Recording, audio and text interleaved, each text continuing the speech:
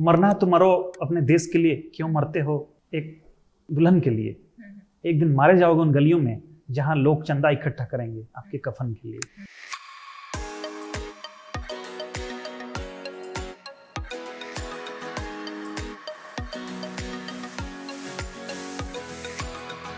नमस्कार, ये ज्ञान सागर की सक्सेस स्टोरी में आपका वेलकम है। मैं हूं आपके साथ प्रीति रागिनी। अब तक सक्सेस स्टोरी में हमने बहुत लोगों से मिले और उनकी सक्सेस की कहानी भी सुनी, लेकिन आज की कहानी बहुत ही इंटरेस्टिंग होने वाली है। जी हाँ दोस्तों, आज हम आपको मिलवाने वाले हैं प्रदीप प्रणव जी से। इनकी नजरिया का, जज्बे का सलाम करते हुए आइए उनसे मिलते हैं और उनकी सारी कहानी उन्हीं की जुबान से सुनते हैं। नमस्कार सर। जी नमस्कार जी, आपको बहुत बहुत बधाई हमारी पूरी टीम की तरफ से। और आपके सफ़र की ये तमाम जो कहानियां हैं और अब तक जो आपने तय किया है, इन सारी चीज़ों से हम वाकिफ़ होना चाहते हैं, और हम और हमारे दर्शक भी। जी। वस्तुतः मैं बचपन से जो मेरे सपने थे, मैं उन सपनों को उड़ान दे रहा हूँ, मैं उड़ान भरता चला जा रहा हूँ और वन बाय वन मैं अचीव करता चला जा रहा हूँ। जी। तो कैसे शुरुआत हुई, स्कूल, कॉलेज, फिर जेपीसी, उसके बाद फिल्मी का शौक, फिल्मी दुनिया, उसके बाद माउंटेन, और ना जाने क्या क्या बातें हैं आप में छुपी हुई। आज सारी बातों को हम सुनेंगे, हमारे दर्शक भी सुनेंगे। जी, बचपन से ही मेरी ख्वाहिश थी मैं देश की सेवा में तत्पर रहूं। देश के लिए मैं चाहता था कि कुछ करूं, मेरे में जज्बा थी। और मेरी फादर का कहना था कि education is the best talent. तो इसलिए मैं एजुकेशन को लेकर सारे प्रतिभाओं को समेटते हुए मैं आगे बढ़ा। और मेरी शुरुआत वस्तुतः बचपन में अपने गांव की स्कूल से ही होती है। मेरी प्राथमिक शिक्षा गांव की स्कूल से हुई, राजकीय मध्य विद्यालय पूर्णानगर। मैं प्राथमिक शिक्षा के बाद सेकेंडरी शिक्षा के लिए, मतलब माध्यमिक शिक्षा के लिए मैं रांची के सेंट जॉन्स स्कूल में आया। उसके बाद मेरी दाखिला आईएससी बीएससी में संत जेवियर्स कॉलेज में हुई। मैथ्स ऑनर्स रहा मेरा। उसके बाद मैंने रांची यूनिवर्सिटी से एमफिल किया, एमएससी के बाद एमफिल किया। और फिर मेरी जॉब के क्षेत्र में आई। तो जॉब के क्षेत्र में मैं सबसे पहले मैं बैंक पीओ ज्वाइन किया 2010 में। बैंक पीओ के बाद मैं assistant central intelligence officer IB में चला गया, इंटेलिजेंस ब्यूरो। उसके बाद मैं इनकम टैक्स इंस्पेक्टर बना। उसके बाद फिर मेरा चयन मिनिस्ट्री ऑफ स्टैटिस्टिक्स के लिए हुआ। इसमें मैं असिस्टेंट सुपरिटेंडिंग ऑफिसर बनकर मैं गुलबर्गा ज्वाइन किया। उसके बाद फिर पुनः मेरा चयन अभी जेपीएससी के थ्रू टॉप रैंक लाते हुए मैं डीएसपी पद के लिए चयनित हुआ हूँ। बहुत बहुत बधाई सर। और वाकई में सर, इतना सफ़र सुन के इंटरेस्ट हमारा और भी बढ़ता ही जा रहा है। तो जैसे कि आपने स्कूल कॉलेज की पढ़ाई करते करते जैसे भी आपके लग रहा था कि हमें कुछ और करना है, तो आपको कब लगा कि मुझे सिविल सर्विसेज के लिए जाना है, तैयारी करनी है? एक प्रेरणा तो कहीं ना कहीं आपको मिला ही होगा कहीं से। जी, ये प्रेरणा की शुरुआत वस्तुतः घर से ही होती है। अच्छा। मेरे फादर मम्मी का सपना था कि बेटा ऑफिसर बने। बचपन से ही एक सपना था कि बेटा जब पढ़ने में इतना तेज है तो इसे कुछ अच्छा मुकाम स्थापित करना चाहिए। तो मेरी भी इच्छा थी, मैं भी बचपन से चाहता था कि मैं देश सेवा में जाऊं। इसलिए मैं सारे सपनों को मैं एक साकार रूप दे पा रहा हूं। बिल्कुल दे पा रहे हैं आप। तो सिविल सर्विसेज की तैयारी के लिए आपने इंस्टीट्यूट ज्वाइन करना होता है, तो ऐसे में दिक्कतें तो आती है कि कहाँ पे जाके तैयारी करें। तो आपका सफ़र कैसा रहा? कैसे आपको लगा कि कहाँ आपको तैयारी करनी चाहिए? पहले मैं सोचता था कि मैं अच्छे स्कूल में चला जाऊँ। तो मैं रांची के सेंट जॉन्स स्कूल में चला गया। बेहतर स्कूल थी मेरी, सारे करिकुलर एक्टिविटी को समेटता हूँ मैं वहाँ, सारी चीज़ों को समेटा सब करता चला गया। फिर उसके बाद नेक्स्ट मेरी आईएससी बीएससी में संत जेवियर्स कॉलेज से किया, संत जेवियर्स कॉलेज रांची से। तो उस दरमियान पे मैं सारी चीज़ों को समझने का मौका मिला, क्या होती है नौकरियाँ, क्या कौन बड़ा क्या छोटा। तो इस तरह का सारा चीज़ें रहा, जिसकी वजह से मेरी वास्तव में डिफेंस लाइन की सपने थे मेरे। मैं बचपन से डिफेंस लाइन में ही जाना चाहता था। मुझे वर्दी का शौक या गन चलाने का शौक, ये सब चीज़ें बचपन से ही रहा है। तो जिसकी वजह से मैंने एनसीसी ज्वाइन किया और कराटे किया। मैंने स्कूलिंग दरमियान में ही मैं कराटे ब्लैक बेल्ट हुआ Shotokan karate federation of India से। जी। तो उसी दरमियान मुझे लगा कि मुझे किस जॉब में चलना जाना चाहिए, क्या करना चाहिए। और मैं अपने धीरज, आत्मविश्वास और धैर्य को बनाए रखा, जिसका परिणाम है कि मैं आज इस तरह अचीव करता चला जा रहा हूँ। और आगे भी मेरी उम्मीद है कि मैं अभी कुछ नहीं हूँ, मुझे आगे बहुत कुछ मंजिल सफ़र करना है। बिल्कुल आप करेंगे, और आपके जज्बे को वाकई में और जो देख भी रहे हैं उनके अंदर में हौसला बढ़ता जा रहा है। तो ये जेपीसी की जो तैयारी आपने की, इंस्टीट्यूट में ज्वाइन किया, आपने क्लासेस करना शुरू किया, इस दरमियान आप बहुत से एक्स्ट्रा जो करिकुलम था उसको भी आप बखूबी टाइम देते थे। तो कैसे सामंजस्य बैठाते थे सभी चीज़ों को लेके?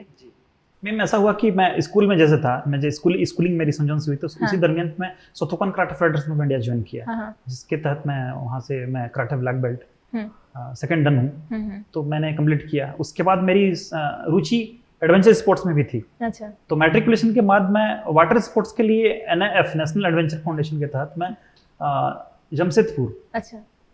टाटा स्टील एडवेंचर फाउंडेशन के तहत हम्म। इसका ऑर्गेनाइजेशन जो है ये वाटर स्पोर्ट्स के लिए काम करती है। अच्छा। उस दरमियान पे तो मैं अच्छा। वाटर स्पोर्ट्स के लिए मैं डिमना लेक गया। हाँ, तो हाँ। स्विमिंग और कैकिंग और कैनोइंग, स्विमिंग और उसके अलावा ट्यूबिंग के लिए अच्छा, मैं वहाँ अच्छा। पे ट्रेनिंग ले रहा था। उसी दरमियान मेरी मुलाकात बचेंद्र दी से हुई। क्या बात है। बचेंद्री पाल। क्या, जिनसे मिलना एक सपना भी होता है, लोगों की हाँ, जी, जी। ख्वाहिश होती है, और जी, जी, उसको जी, आपने मिलना बहुत जी। आपके लिए। मेरी आज वो आदर्श है मैम। मैं बिल्कुल, उन्हीं की बिल्कुल। मतलब उनको फॉलो करता हूँ। हाँ, हाँ, हाँ। मैं उनके जैसे बनना चाहता बिल्कुल। हूँ। फिर जब उनसे मिलने के बाद फिर आपके हाँ, लगा जैसे जी। आपके सपनों की एक नई उड़ान मिलने हाँ, वाली है। मुझे लगा कि नहीं, कुछ अलग चीजें हैं, अलग चीजें जो धरती पे की जा सकती हैं। जी, फिर कैसा लगा तो उनके साथ बातचीत? तो मैं उस दरमियान पे तो मैं वाटर स्पोर्ट्स के लिए जुड़ा था, हम्म। कैकिंग और कैनोइंग करने गया था। जी। लेकिन बाद में जब उनसे मुलाकात हुई तो मैं थोड़ा प्रेरित हुआ। अच्छा। मुझे लगा कि जैसे उनका कहना था कि एडवेंचर स्पोर्ट्स का मक्का माउंटेनियरिंग है। तो माउंटेनिंग में आप इतने अच्छे हो एडवेंचर स्पोर्ट्स में, आपकी फिजिक अच्छी है,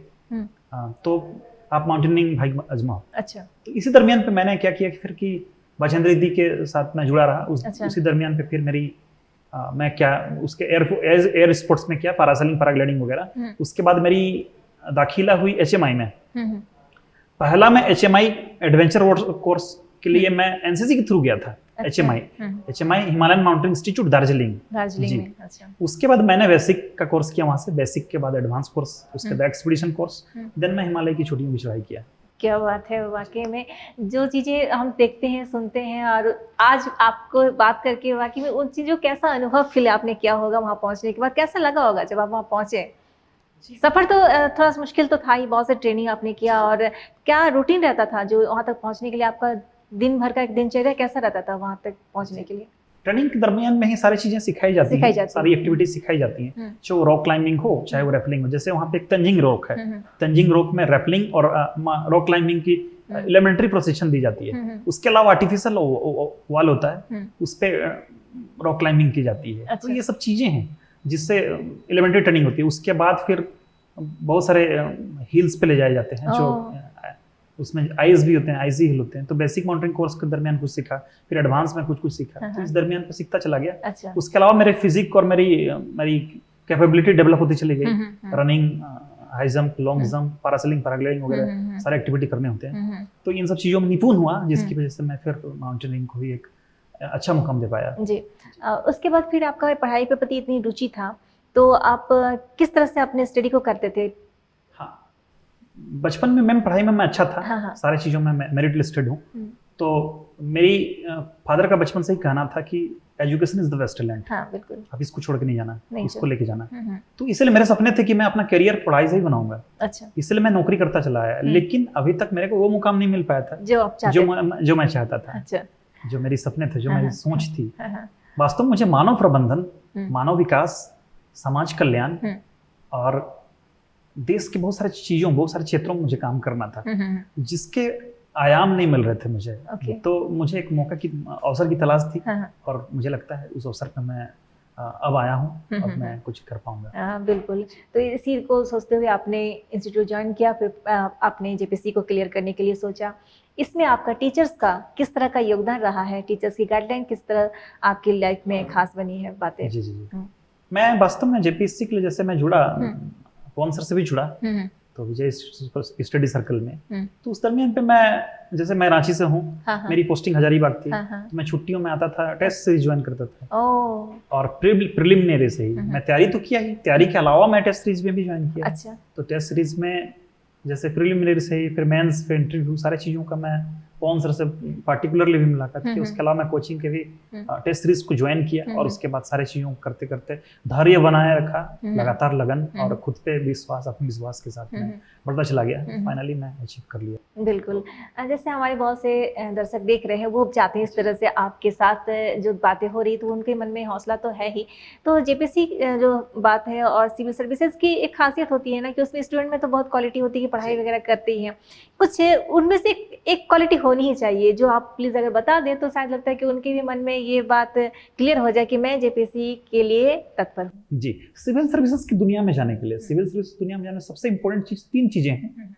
पहला तो खुद पे आत्मविश्वास, दूसरी चीज़ है धैर्य बनाए रखें, लंबी समय तक मेहनत करना होता है।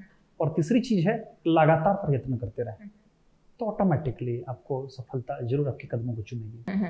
बिल्कुल सही कहा आपने सर। और इसके साथ साथ जैसे बुक्स होते हैं, नोट्स होते हैं, इन सब चीज़ों में भी कहीं कहीं स्टूडेंट फंस जाते हैं, मतलब उलझ से जाते हैं कि इतने सारे बुक्स मार्केट में हैं, यहाँ इंस्टीट्यूट में मिल रहे हैं, तो इस बीच में किस तरह से सिलेक्ट करके बुक्स पढ़ें, नोट्स कैसे तैयार करें? सबसे पहले सिलेबस को समझना होता है हमें। बिल्कुल। जैसे जेपीएससी की बात कर रहे हैं हम लोग, मैं तो यूपीएससी भी दिया हूँ, 3 बार इंटरव्यू यूपीएससी में भी दे चुका हूँ, इस बार भी दे चुका हूँ।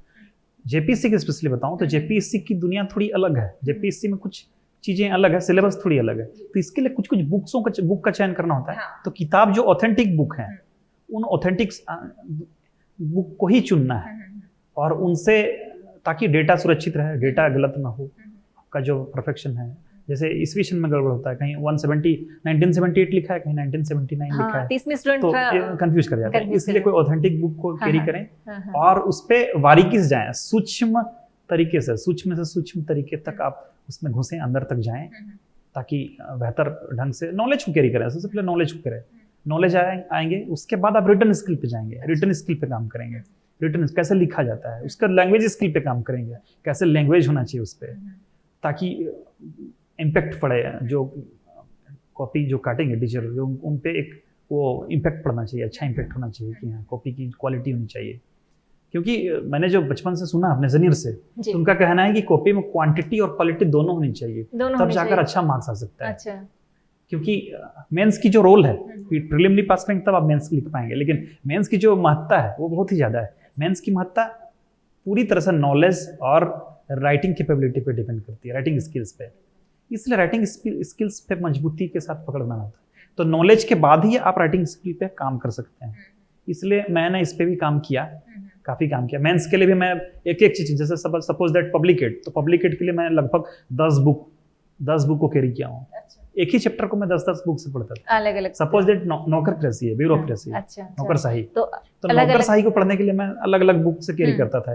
किसी में उसका गुण अच्छा दिया है, तो किसी में उसका दोस्त अच्छा, तो उसके बाद सारी सबसे पढ़ने के बाद क्वालिटी अच्छी, जी, सारी चीजों को मैं कैरी किया। किसी में 5 पॉइंट दिए हुए हैं, किसी में 12 पॉइंट है, तो मैं 5 पॉइंट को भी देखता था, 12 पॉइंट को भी लेता था, और फिर अपने से एक सूक्ष्म तरीके से मैं एक नोट्स तैयार किया, और उसके बाद फिर उसको काफी बेहतरीन तरीके से आपने स्टडी की है, और वाकई में आप देख रहे हैं तो बिल्कुल इन सारी टिप्स का आपके लाइफ में भी बहुत अच्छा यूजफुल होने वाला है, और इसी तरह से आप भी करेंगे तो बिल्कुल निश्चित सक्सेस होंगे। ऐसे में एक और कुछ सवाल और भी आती है सर, जैसे सिविल सर्विसेज की तैयारी करें, जेपीएससी की तैयारी करें, 1 साल 2 साल बहुत मतलब मन से कर रहे हैं, होता क्या है कि स्टूडेंट भटक जाते हैं, क्योंकि कहीं ना कहीं जेपीएससी जो है विवादों में कहीं घिर जाता है, और ऐसे में स्टूडेंट का मनोबल थोड़ा सा कमजोर होता है। इस बात में आप क्या कहना चाहेंगे?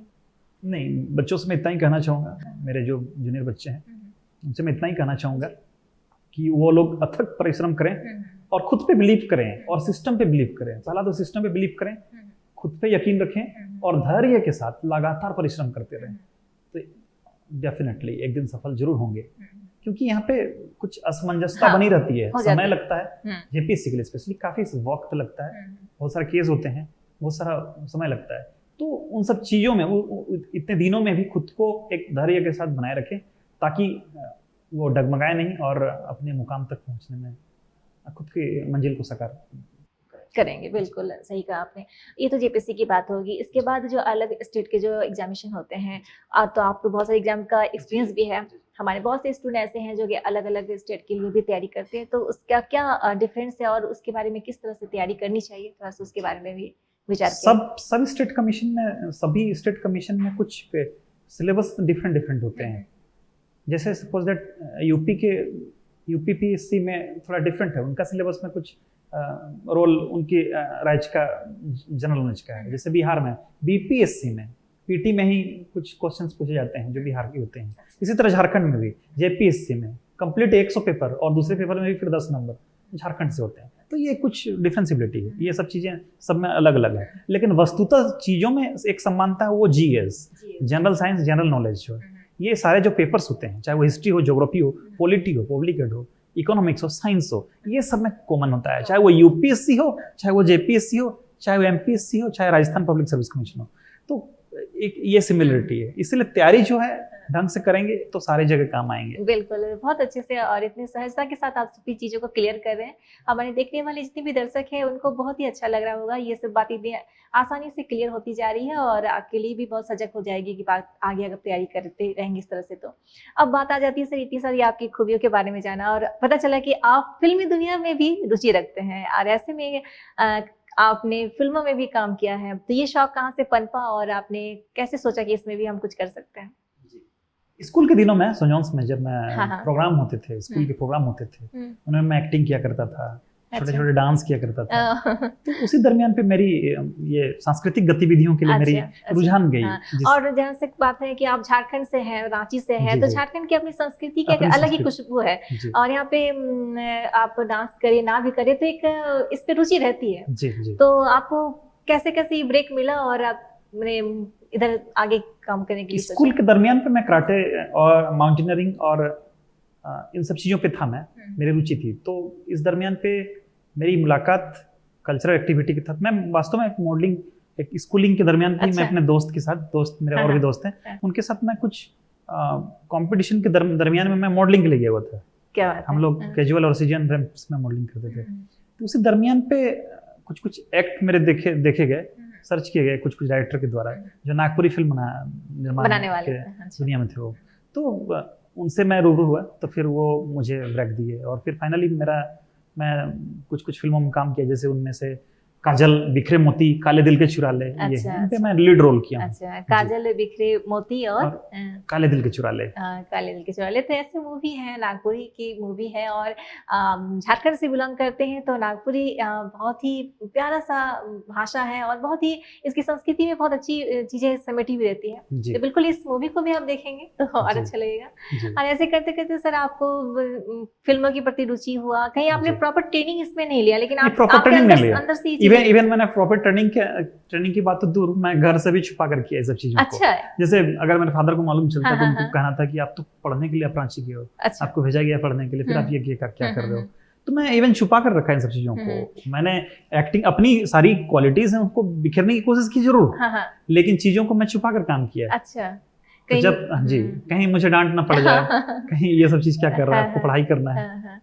तो सर जैसे आपने पढ़ाई शुरू की यहाँ पे रांची में आने के बाद, आपको स्कूल कॉलेज में, तब आपको पता चला कि ये भी क्वालिटी आपके अंदर में था? हाँ, जी। तो स्कूल के जस्ट कंप्लीट होने के बाद मैं 11th में ही मैं इन सब चीजों में काम किया था। तो जब डांस की बात हो गई, एक्टिंग की बात हो गई, संगीत की बात हो गई, तो कहीं ना कहीं बजाने इंस्ट्रूमेंटल वगैरह का भी शौक होगा? जी। अरे वाह, तो उसमें मैं अभी वर्तमान समय में 42 प्रकार के म्यूजिकल इंस्ट्रूमेंट पे काम कर रहा हूँ। 42 प्रकार के? अच्छा। मुझे लगता है कुछ इंडियन और इंडियन वेस्टर्न जो दूसरे देशों के भी हैं, जैसे स्पेन का ओकारिना है। अच्छा।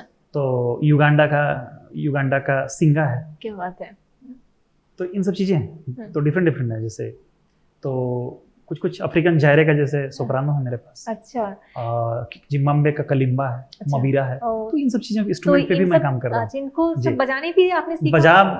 बजा भी रहा हूँ और भी मैं इस पे पारंगत हो रहा हूँ। अरे वाह, क्या बात है। इसमें से सबसे पसंदीदा इंस्ट्रूमेंटल कौन सा है? मेरा पसंदीदा इंस्ट्रूमेंटल क्लारिनेट। अच्छा। क्लारिनेट। इसके अलावा अभी वर्तमान समय में ओकारिना और सिंगा पे काम कर रहा हूँ। अच्छा, तो जैसे आपने बताया कि इंडियन इंस्ट्रूमेंटल है, हमारा वेस्टर्न इंस्ट्रूमेंटल है, इन दोनों में डिफरेंस और दोनों में सबसे ज्यादा आपको दिल को कौन सा छूता है? कुछ चीजें, जैसे इंडियन तो बेस्ट है ही, लेकिन इंडियन के अलावा भी जो फॉरेन के इंस्ट्रूमेंट हैं उनमें मुझे ओकारिना बहुत अच्छा लगता है। अच्छा। ओकारिना की क्वालिटी कुछ अलग है। अच्छा, वो क्या और किस तरह का चीज होता है वो? सुशिरवादी यंत्र है। अच्छा। जी, फूंक कर बजाई जाती है। अच्छा। मेरे पास फूंक कर बजाई जाने वाले 17 म्यूजिकल इंस्ट्रूमेंट जैसे बांसुरी वगैरह होती है। जी 17 प्रकार के म्यूजिकल इंस्ट्रूमेंट ऐसे हैं जो मैं फूंक कर बजाने वाले इंस्ट्रूमेंट में काम कर रहा हूँ। अरे जी। जैसे ही बातें हुई इतनी सारी होते होते आपने कहीं ना कहीं चीजों को संजो के रखने का एक खासियत आप में है। जैसे कि आप करेंसी की बात हो, सिक्के की बात हो, डाक टिकट की बात हो, और ना जाने और भी किन किन चीज़ों को आपने संजो के रखा है। ये शौक जो है आपका, एक शौक धीरे धीरे एक ऐसा आदत बन गया कि आपने लगातार शुरू किया तो फिर करते गए। तो किन किन चीज़ों को अभी तक आपने संजो के रखा है? जी, बहुत सारी चीज़ें हैं जिनको संग्रह करने की आदत मुझे बचपन से ही है। जैसे सिक्कों की दुनिया मेरी 20 साल की पुरानी दुनिया है। अच्छा। जैसे घर से मेरी ब्रिटिश इंडिया के कुछ सिक्के थे। ये शुरुआत मतलब घर से हुई? शुरुआत घर से ही हुई। न्यूमिस्मेटिक की शुरुआत में मेरी घर से हुई। जैसे सिक्कों की शुरुआत जैसे घर में मेरे ब्रिटिश इंडिया के कुछ सिक्के मिलते थे जो कॉपर कॉइन्स होते थे, अच्छा, जो ब्रिटिश इंडिया के होते थे। 1894 96 तो पहले 76 के अपने थे, घर से जो उसको- विक्टोरिया के सिक्के थे। उसके बाद एडवर्ड के सिक्के मेरे पास कुछ कुछ हैं। अच्छा, तो उनसे शुरुआत हुई मेरी, वहां से शुरुआत हुई कि कुछ कुछ मेरे पास कॉइन्स थे जो मुझे इंटरेस्ट पैदा किया मेरे पे। फिर मैं उस पे और आगे चला गया। आज के समय में 20 साल का मेहनत है कि मेरे पास भारतीय सिक्कों में फूटी कौड़ी से कौड़ी, ढेला, पाई, दमड़ी, आना, रुपये तक के सारे कलेक्शन है। उसके अलावा मैम मौर्यकालीन सिक्के, कुषाणकालीन सिक्के, मुगलकालीन सिक्के बहुत सारे हैं। बिल्कुल, जी। मतलब जिन चीजों को हम किताबें पढ़ते हैं ये इंडिया के और- सिक्के में, उसके अलावा फॉरेन के सिक्कों में 180 प्लस 180 प्लस देशों के सिक्के और करेंसी नोट भी हैं।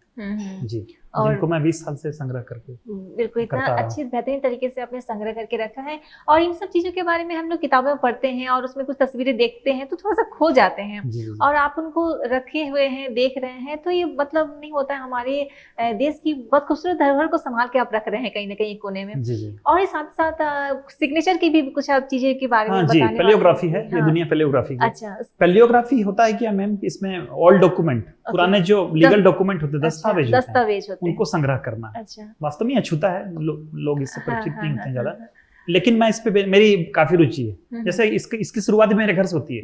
कुछ पुराने पत्र मिलते थे, मेरे दादाजी लोग के पत्र मिलते थे जो पुराने होते थे। वो अच्छा लगता था मुझे देखना, उनकी हैंडराइटिंग, उनकी जो अंदर का भाव होता है, ये मुझे देखना पढ़ना अच्छा लगता था। तो वहीं शुरुआत होती है। बाद में जाकर मैं इस पे फिर मैं टेलीग्राम कलेक्शन करने लग गया। टेलीग्राम के बाद मैं कुछ लीगल डॉक्यूमेंट पे चला गया। तो इस तरह से मैं बहुत सारे लीगल डॉक्यूमेंट्स का भी कलेक्शन किया हूँ। अच्छा, तो आज के समय में भारत के मेरे साउथ इंडिया के बहुत सारे लीगल डॉक्यूमेंट्स हैं, वेस्टर्न इंडिया के बहुत सारे लीगल डॉक्यूमेंट है, ईस्टर्न इंडिया के भी बहुत सारे लीगल डॉक्यूमेंट है, जो आज से 150 साल 200 साल पुराने हैं। अच्छा, तो ये सारी चीजें जैसे आपने जैसे विक्टोरिया महारानी की सिग्नेचर की भी लीगल डॉक्यूमेंट भी है, जो विलियम थॉट कॉलेज की बिल्डिंग की शुरुआत की गई थी उससे। तो पूर्वी पाकिस्तान जैसोर का टेलीग्राम जैसे चीजें भी है। तो रेखा जो बॉलीवुड की हीरोइन है, रेखा, उनके फादर का बनाया हुआ फिल्म का कॉन्ट्रैक्ट भी मेरे पास है। क्या हुआ तो थे, इन सब मतलब चीजें हैं। इतना इंटरेस्टिंग चीजें आप संजो के मतलब संग्रह करके रखे हैं। जैसे ये सब चीजें आपके पास है, जी। और जैसे कि लिपि होता है, हमारे जी। देश की बहुत सी लिपि जी। है और बहुत सी लिपि लुप्त हो चुकी जी, है। जी, मुझे जी। लगता है इन सब की खुदाई के जरिए बहुत सी चीजें मिली भी है। हाँ, जी, जी। और आप जब इसको संग्रह कर रहे हैं, कहीं ना कहीं जैसे एग्जीबिशन लगते हैं, जी। तो कई बार ऐसा मौका मिला जी कि आपके जरिए और लोगों तक इन चीजों को देखने का मौका जी। मिले। नहीं, फ्यूचर में मैं चाहूंगा मैम, जी। जैसे और भी कलेक्शन है, जैसे फिलाटेलिक मेरी है। हाँ हाँ, वो क्या है? मैं लगभग मेरे पास 150 से ज्यादा देशों के डाक टिकट हैं, डाक टिकट, ओके। जो यूज हो चुके हैं या अनयूज हैं। हाँ हाँ, ऐसे डाक टिकट का भी कलेक्शन है। अच्छा बहुत सारे ट्रेडिशनल आर्म्स है मेरे पास, बहुत सारे म्यूजिकल इंस्ट्रूमेंट्स हैं, अच्छा। बहुत सारे गेम्स हाँ हाँ, के इंस्ट्रूमेंट, सारी चीजें हैं। अच्छा, बहुत सारे गेम्स स्पोर्ट्स के मेरे पास चीजें हैं। तो मैं फ्यूचर में तो इसका एक संग्रहालय बनाना चाहूंगा। बिल्कुल जी, बिल्कुल। और लोगों को भी हाँ, दिखाना हाँ, चाहूंगा। जी। बिल्कुल, इतनी सारी ताकि सब लोग चीजें देख सकें। देखने जी। सुनने के बाद, एक्चुअली सुनने के बाद तो इच्छा ज्यादा जी। जागृत हो जाती है। और आने वाले समय में इन सभी चीजों को किसी न किसी संग्रहालय के पास जाके हम सभी चीजों को देख पाएंगे, ऐसी उम्मीद रखते हैं आपसे। जी, जी। और इसी के साथ और भी कुछ बातें खास आप में है जो आप बताना चाहते होंगे, जो आपने किया हो, जिसकी ट्रेनिंग ली हो और आपको लगे इसमें हम वर्क कर सकते हैं। जी, फ्यूचर में जैसे मुझे और एक चीज़ है मैम, जैसे वाटर स्पोर्ट्स के में बहुत ज़्यादा रुचि है मेरी, वाटर स्पोर्ट्स में स्पेशली। इसलिए मैं स्कूबा डाइविंग और वाटर डाइविंग के लिए मैंने ट्रेनिंग ले चुका हूँ। अच्छा, तो इसलिए मैं चाहूँगा इसमें थोड़ा और आगे जाऊँगा। मुझे मेरी ज़्यादा इच्छा नहीं, मगर हिंद महासागर की जो सबसे गहरी बिंदु है, सुंडा ट्रेंच, मैं इसको छूना चाहता हूँ फ्यूचर में। अच्छा, और 7 सबमिट करना चाहता हूँ। 7 सबमिट दैट मीन्स 7 महादेश के सर्वोच्च शिखर को मैं क्लाइम करना चाहता हूँ। जैसे उत्तरी अमेरिका का रॉकी पहाड़ का जो डेनाली पिक है, दक्षिण अमेरिका के जैसे एकांकागुआ है, अफ्रीका का जैसे किलिमंजारो है, तो इस तरह के यूरोप का एल्ब्रूस है, तो अंटार्कटिका का विंसन मैसिफ है। तो ये सब चीज़ों को मैं छूना चाहता हूँ फ्यूचर में। ये सब मेरे सपने हैं जी। बिल्कुल, और आपके सभी सपने बिल्कुल साकार होंगे, ऐसी शुभकामनाएं हमारी पूरी टीम की तरफ से हमेशा रहेगी। जी। और सर ये भी आपसे जानना चाहेंगे, ये सिविल सर्विसेज के बारे में तो आपने बहुत अच्छे से क्लियर कर दिया है, फिर भी कहीं ना कहीं ये बात भी तो आ जाती है कि स्टूडेंट जो है कहीं फैमिली सपोर्ट नहीं मिल पाता है जी। और उनके मन में इच्छा तो बहुत है कि हम इस फील्ड में कुछ करें, तो वैसे में ऐसे स्टूडेंट के लिए आप क्या कहना चाहेंगे? हाँ, अपना मेहनत बरकरार रखें, मेहनत के बल पे ही लोग, घर के लोग समर्थन करेंगे आपका।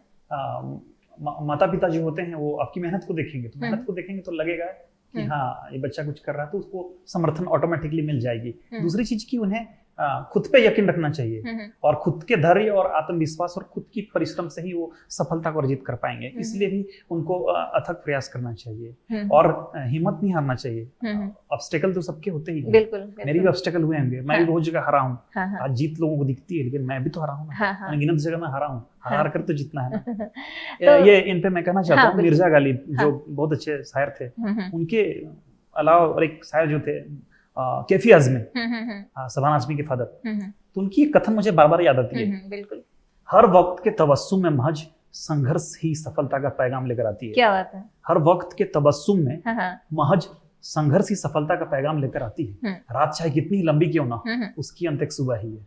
क्या बात है, बहुत ही इस तरह से एक के बाद एक हम लोग चलेंगे, बेहद खूबसूरत संघर्ष जारी रहेगा तो डेफिनेटली सारे बच्चे अपने मुकाम को स्थापित करेंगे। बिल्कुल, सही में रात कितनी भी लंबी हो, सुबह एक नई ऊर्जा के साथ आपके इंतजार में रहता है। तो इस इंतजार में अभी आपको बहुत सी चीजों के लिए आप भी इंतजार करेंगे, इसको अचीव करना है, ये सब चीजों को अचीव करना है।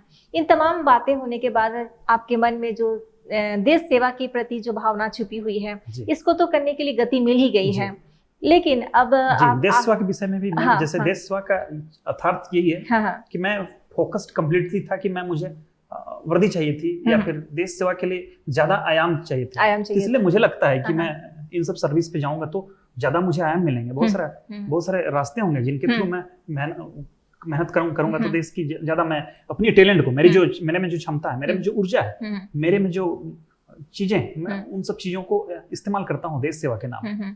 इसमें भी एक कथन है मैम, जैसे मरना है तो मरो अपने देश के लिए, क्यों मरते हो एक दुल्हन के लिए। एक दिन मारे जाओगे उन गलियों में जहां लोग चंदा इकट्ठा करेंगे आपके कफन के लिए। तो इस तरह की देश की एक देशभक्ति की जज्बा होनी चाहिए। मेरी बर्थडे में गणतंत्र दिवस के दिन हुई 26 जनवरी, शायद इसका भी एक वजूद है कि मैं देश सेवा के लिए तत्पर हूँ और मैं हमेशा कोशिश में रहता हूँ कि मुझे कोई मुकाम मिले ऐसा कि मैं अच्छा कर पाऊँ। और जितनी देशभक्ति की भावनाएं जो आपके जुबान से सुन रहे हैं, उतना ही इंटरेस्ट बढ़ता जा रहा है आपको और सुनने की। जैसे कि आपने 26 जनवरी की बात की और वो आपका बर्थडे है, एडवांस में हमारी टीम की तरफ से बधाई भी दे देते हैं आपको। और ये भी कहेंगे कि देशभक्ति की बात हमारे आते हैं ना, हमारे फ्रीडम फाइटर को हम जब पढ़ते हैं तो आपने भी इस दरमियान बहुत सी किताबें पढ़ी होंगी, तो ऐसे में फ्रीडम फाइटर को पढ़ के भी प्रभावित हुए होंगे आप।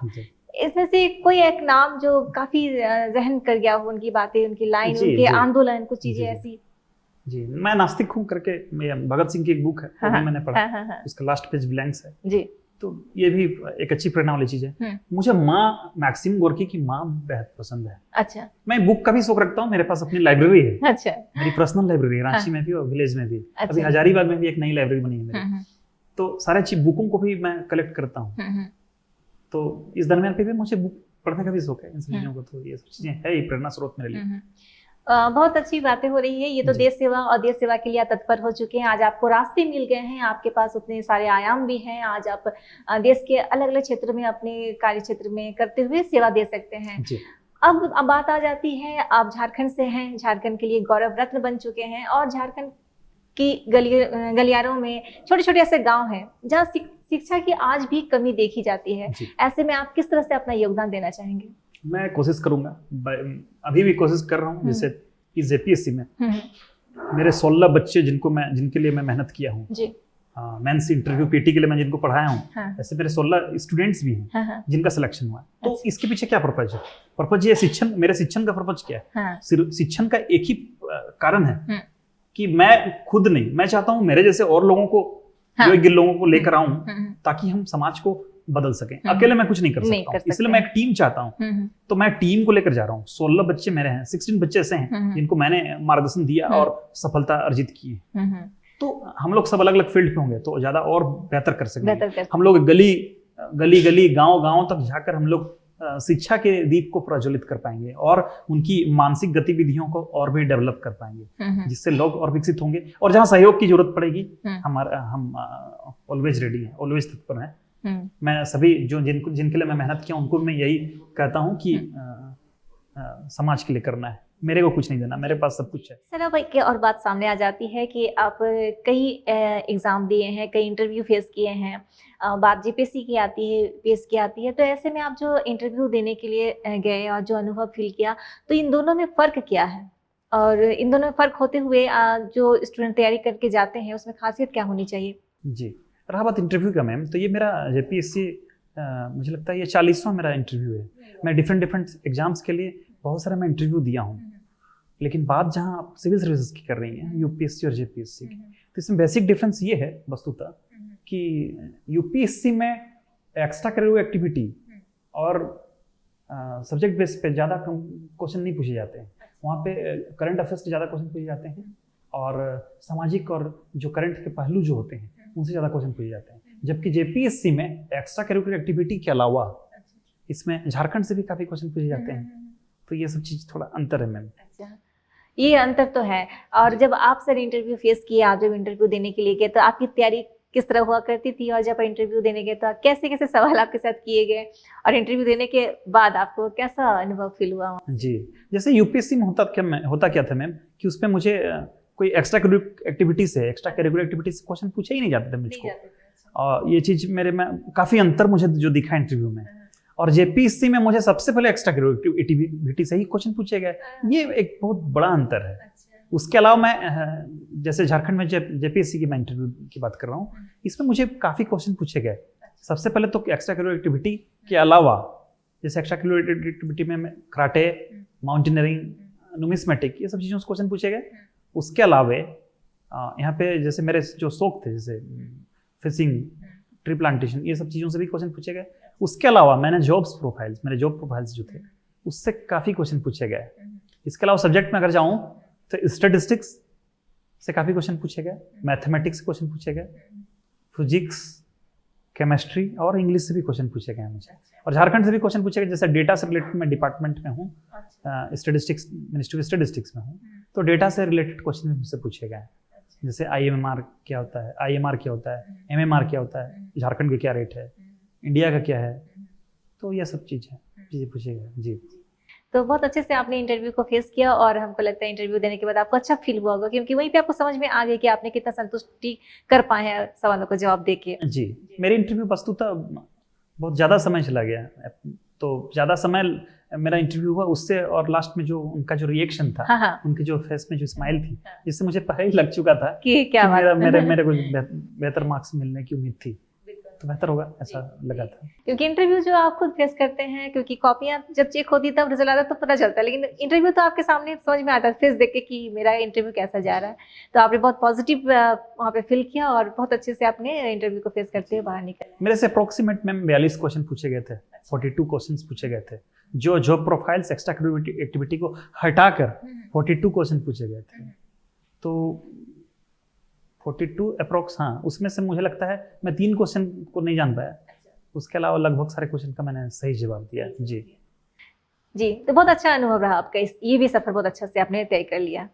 इतनी सारी बातें आपके साथ हमने किया, और सभी सवालों का आपने बहुत अच्छे से हमें समझाते हुए बहुत सरलता से जवाब भी दिया, और काफ़ी दर्शक जो देख रहे हैं उनको भी काफ़ी संतुष्टि मिली होगी। लेकिन इतना आसान नहीं था सर ये सफ़र आपका, अगर फैमिली का सहयोग ना होता। ऐसे में आप क्या कहना चाहेंगे अपनी फैमिली के बारे में? जी, आज मैं जहाँ भी हूँ, जिस मुकाम पे हूँ, कहीं ना कहीं मेरी मम्मी पापा का सबसे पहला योगदान है। उसके अलावा मेरे दोस्त, मेरे दुश्मन, मेरे गुरुजनों का बहुत ज़्यादा योगदान है। उनकी मार्गदर्शन की बदौलत मैं आज यहाँ पहुँचा हूँ। कहीं ना कहीं उनका आशीर्वाद, उनकी दुआएं और उनका मेहनत, मार्गदर्शन मेरे जीवन को सार्थक बनाती है।